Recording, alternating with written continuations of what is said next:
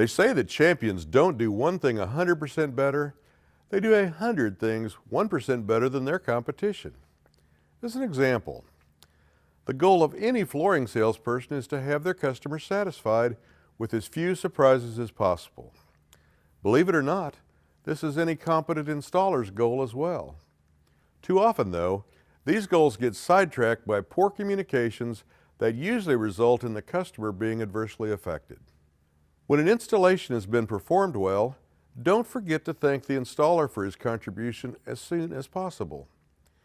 Too often, the only time an installer gets quick feedback is when something is wrong. While it is obviously necessary to share bad news with an installer, it is just as important that we share the positive reports as well in a timely fashion. Make a conscious effort to catch them doing something right. Remember, you're only as good as your installer, and he can only be as good as you will allow him to be. Good relations will enhance everyone's opportunity for long-term success.